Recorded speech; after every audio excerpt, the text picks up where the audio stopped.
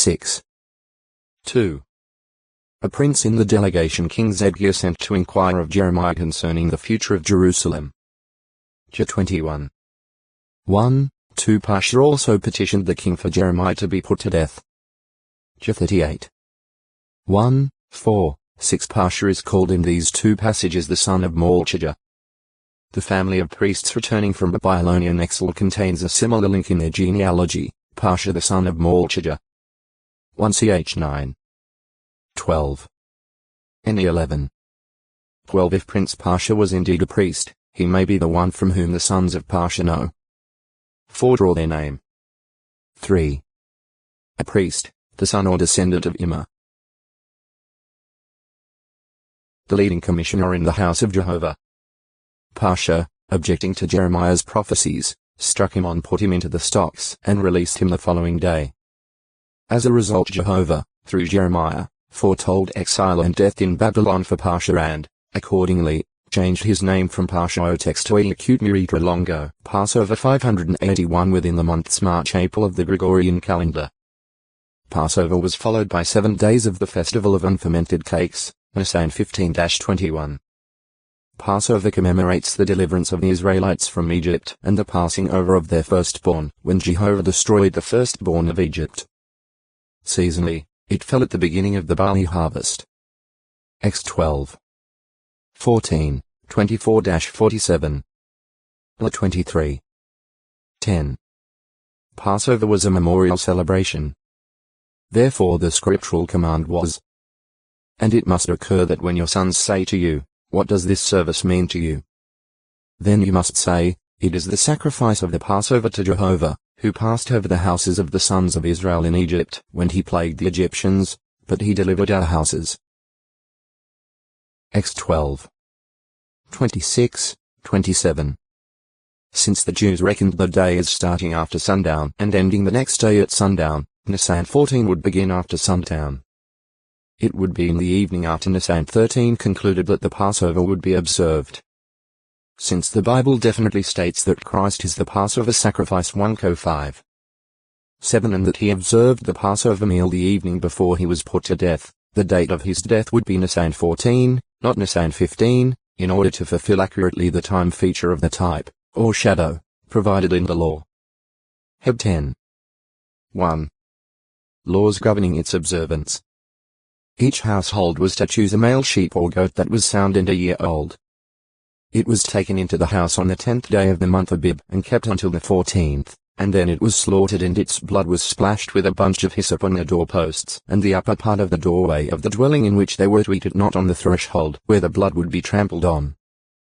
The lamb or goat was slaughtered, skinned, its interior parts cleansed and replaced, and it was roasted whole, well done, with no bones broken.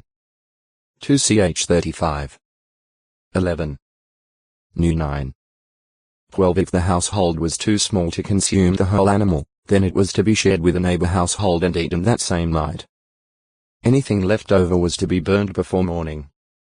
X 12. 10. 34. 25. It was eaten with unfermented cakes, the bread of affliction, and with bitter greens, for their life had been bitter under slavery. X 1. 14. 12. 1-11, 29, 34. La 16. 3. What is meant by the expression between the two evenings? The Israelites measured their day from sundown to sundown. So Passover day would begin at sundown at the end of the 13th day of Abib Nisan. The animal was to be slaughtered between the two evenings. X 12. 6. There are differences of opinion as to the exact time meant. According to some scholars, as well as the correct Jews and Samaritans, this is the time between sunset and deep twilight. On the other hand, the Pharisees and the Rabbinists considered the first evening to be when the sun began to descend and the second evening to be the real sunset. Due to this latter view, the rabbis hold that the lamb was slaughtered in the latter part of the 14th, not at its start, and therefore that the Passover meal was actually eaten on Nisan 15. On this point Professors Kiel and Delitzsch say, different opinions have prevailed among the Jews from a very early date as to the precise time intended. Aben Ezra agrees with the Karaites and Samaritans in taking the first evening to be the time when the sun sinks below the horizon, and the second the time of total darkness. In which case, between the two evenings would be from 6 o'clock to 7:20. According to the rabbinical idea, the time when the sun began to descend, viz. from 3 to 5 o'clock, was the first evening, and sunset the second. So that between the two evenings was from 3 to 6 o textoi acute miritra longo. Passover 582. At the Passover in Egypt, the head of the family was responsible for the slaying of the lamb or goat at each home, and all were to stay inside the house to avoid being slain by the angel. The partakers ate in a standing position, their hips girded, staff in hand, sandals on so as to be ready for a long journey over rough ground, whereas they often did their daily work barefoot. At midnight all the firstborn of the Egyptians were slain, but the angel passed over the houses on which the blood had been spattered. X 12. 11. 23. Every Egyptian household in which there was a firstborn male was affected, from the house of Pharaoh himself to the firstborn of the prisoner. It was not the head of the house, even though he may have been a firstborn, but was any male firstborn in the household under the head, as well as the male firstborn of animals, that was slain. X 12. 29, 30. See firstborn, Fisling. The 10 plagues upon Egypt all proved to be a judgment against the gods of Egypt, especially the 10th, the death of the firstborn. X 12. 12. For the ram male sheep was sacred to the god Amun-Ra, so that splashing the blood of the Passover lamb on the doorways would be blasphemy in the eyes of the Egyptians. Also, the bull was sacred, and the destruction of the firstborn of the bulls would be a blow to the god Osiris. Pharaoh himself was venerated as a son of Ra. The death of Pharaoh's own firstborn would thus show the impotence of both Ra and Pharaoh. In the wilderness in the Promised Land. Only one Passover celebration in the wilderness is mentioned. New 9. 1-14. The keeping of the Passover during the wilderness journey likely was limited, for two reasons. 1. Jehovah's original instructions were that it must be kept when they reached the Promised Land. X 12. 25. 13. 5. 2. Those born in the wilderness had not been circumcised. Jos 5. 5. Whereas all male partakers of Passover had to be circumcised. X 12. 45-49. Record of Passovers observed. The Hebrew scriptures give direct accounts of the Passover 1 in Egypt. X 12. 2 in the wilderness at Sinai, Nisan 14, 1512 BCE. New 9. 3 when they reached the Promised Land, at Gilgal and after the circumcision of the males, 1473 BCE. Jos 5. 4 at the time that Hezekiah restored true worship. 2 ch 30. 5 the Passover of Josiah. 2 ch 35. And 6 the celebration by Israel after the return from Babylonian exile. As 6. Also, mention is made of Passovers held in Samuel's day and during the days of the kings, at 2 ch 35. 18. After the Israelites were settled in the land, the Passover festival was observed in the place that Jehovah will choose to have his name reside, instead of in each home or in the various cities.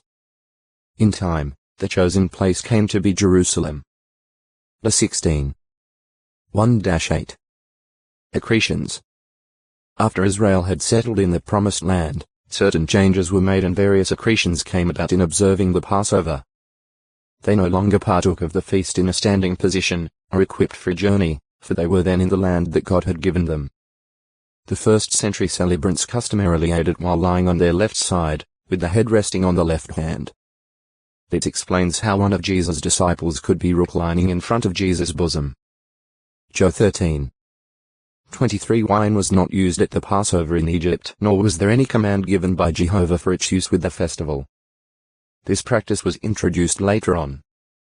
Jesus did not condemn the use of wine with the meal, but he drank wine with his apostles and afterward offered a cup for them to drink as he introduced the Lord's evening meal, the memorial. Luke 22. 15-18, 20. According to traditional Jewish sources, red wine was used and 4 cups were handed around, although the service was not restricted to 4 cups. Psalms 113-118 were sung during the meal, concluding with Psalm 118. It is likely that it was one of these psalms that Jesus o textoi acute miritra longo, pasture grounds 583 observance. In an Oriental home all the rooms could be slept in, and several persons could be accommodated in one room. Also, the flat roof of the house could be used. Added to this is the fact that numbers of the celebrants obtained accommodations outside the city walls, especially at Bethphage and Bethany, two villages on the slopes of the Mount of Olives. Mr. 11. 1. 14. 3. Questions as to time order. It was a question of defilement that gave rise to the words. They themselves did not enter into the governor's palace, that they might not get defiled but might eat the Passover. Joe 18. 28. These Jews considered it a defilement to enter into a Gentile dwelling. Act 10. 28. This statement was made, however, early in the day, hence after the Passover meal had taken place. It is to be noted that at this time the entire period, including Passover Day and the festival of unfermented cakes that followed, was at times referred to as Passover. In the light of this fact, Alfred Edelsheim offers the following explanation. A voluntary peace offering was made on Passover and another, the compulsory one, on the next day, Nisan 15, the first day of the festival of unfermented cakes. It was this second offering that the Jews were afraid they might not be able to eat if they contracted defilement in the judgment hall of Pilate. The Temple, 1874, pages 186, 187. The first day of the unfermented cakes. A question also arises in connection with the statement at Matthew 26. 17. On the first day of the unfermented cakes the disciples came up to Jesus, saying, "Where do you want us to prepare for you to eat the Passover?" The expression the first day here could be rendered the day before. Concerning the use of the Greek word here translated first, a footnote on Matthew 26. 17 in the New World Translation says, or, on the day before. This rendering of the gr. word protos followed by the genitive case of the next word agrees with the sense and rendering of a like construction in Joe 1. 15, 30, namely, he existed before protos me. According to Liddell and Scott's Greek English lexicon, protos is sts. Sometimes used where we should expect proto-middle.ros meaning former, earlier. Revised by H. Jones, Oxford, 1968, p. 1535. At this time, Passover Day had come to be generally considered as the first day of the festival of unfermented cakes. So, then, the original Greek, harmonized with Jewish custom, allows for the question to have been asked of Jesus on the day before Passover. Preparation. At John 19. 14, the Apostle John, in the midst of his description of the final part of Jesus' trial before Pilate, says, "Now it was preparation of the Passover. It was about the 6th hour of the daytime, between 11 midnight and noon." This, of course, was after the time of the Passover meal, which has been eaten the night before. Similar expressions are found at verses 31 and 42. Here the Greek word par-middle.ra-middle.sker-middle.e is translated preparation. This word seems to mark, not the day preceding Nisan 14, but the day preceding the weekly Sabbath, which, in this instance, was a great one, namely, not only a Sabbath by virtue of being Nisan 15, the first day of the actual festival of unfermented cakes, but also a weekly Sabbath. This is understandable, since, as already stated, Passover was sometimes used to refer to the entire festival. Joe 19. 31. See preparation. Prophetic significance. The Apostle Paul, in urging Christians to live clean lives, attributes pictorial significance to the Passover. He says, "For, indeed, Christ our Passover has been sacrificed." 1 Co 5. 7. Here he likens Christ Jesus to the Passover lamb. John the Baptist pointed to Jesus, saying, "See, the Lamb of God that takes away the sin of the world." Joe 1. 29. John may have had in mind the Passover lamb, or he could have been thinking of the male sheep that Abraham offered up instead of his own. O textoi acute muritra longo, Patara 584. The area of the pasture grounds was to be from the wall of the city and out for 1,000 cubits 445 meters, 1,458 feet all around. But the next verse adds, "You must measure outside the city on the east side 2,000 cubits, and so on in all 4 directions." New 35. 4, 5. Numerous suggestions have been offered to harmonize the two figures. Some have pointed out that the Greek Septuagint reads 2000 in the first instance instead of 1000. However, the Hebrew text as well as the Latin Vulgate and the Syriac Peshitta read 1000. Jewish commentators have offered the possibility that the first 1000 cubits knew 35. 4 were open and used for olive groves and stalls for animals, while the second measurement knew 35. 5 was for actual grazing or pasture grounds as well as for fields and vineyards, making a total of 3000 cubits on each side. However, since this reads into the text thoughts that are not there expressed, another explanation seems more likely. Thus, some commentators believe the measurements to mean that the pastoral land was determined by measuring out 1000 cubits from each of the 4 sides of the city, east, west, north, and south. As to the 2000 cubits on each side, they believe the expression outside the city means that these 2000 cubits were not measured from the city walls outward but were the measurements of each of the 4 sides of the pasture area as measured along its perimeter. If so, this would mean that the space occupied by the city in the middle was not counted in the 2000 cubits measured. As shown in the diagram below, this would allow for harmonizing the 2 sets of measurements. In Ezekiel's temple vision the sanctuary was to have 50 cubits as pasture ground on each side. As 45. 2. The city Jehovah himself is there that the prophet saw in vision had pasture grounds of 250 cubits on each side. As 48. 16, 17, 35 pasture grounds were mentioned in 1 Chronicles 5. 16 in connection with Sharon, which some believe to have been a regional town near the Jordan. The Hebrew word translated pasture ground in the above instances also appears at Ezekiel 27. 28, where it is used in connection with Tyre, the city situated on the coast and on an island. In this instance the word has been rendered coast SMO, JB, countryside RS, open country NW, and rural districts LA, the prophecy thus perhaps indicating that those along the coast near Tyre would lament at her overthrow. Flocks held an important place in the lives of many Israelites, requiring pasture grounds where sheep and goats could graze. 2 7. 8. 1 ch 4. 3,941 lack of pasturage for herds brought hardship. G 47. 3, 4 whereas, abundant grazing land contributed to a time of plenty and peace. Is 30. 23. PS 65. 12, 13. 23. 2 by extension, abandoned pasture ground would indicate complete desolation. Is 27.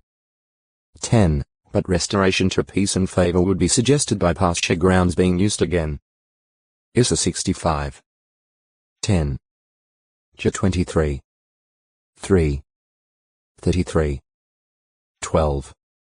50. 19. Nick 2.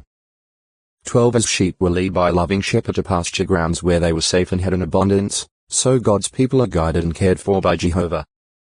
PS 79. 13. 95. 7. 100. 3. S 34. 31. Patara Pata Middle.ra. The Lycian seaport where the Apostle Paul and his associates, likely in 56 CE, transferred to a boat sailing for Phoenicia. Act 21. 1. 2 Patara is today identified with ancient ruins at the village of Jelemish on the Mount Venus coast of Asia Minor and lies about 10 kilometers 6 mi of the mouth of the Xanthus-Kocha River.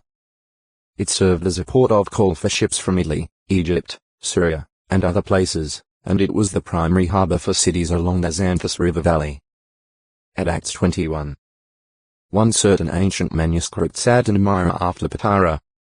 If this addition is correct, then the ship on which Paul sailed from Miletus either passed Patara or put into a port there, with the actual text to acute Miritra Longo, Paul 585, an Egyptian expression meaning land of the south and evidently referring to Upper Egypt. Upper Egypt generally designates the region of the Nile Valley running from a point somewhat east of Memphis on up south to Sin modern Aswan at the first cataract of the Nile. The text at Isaiah 11.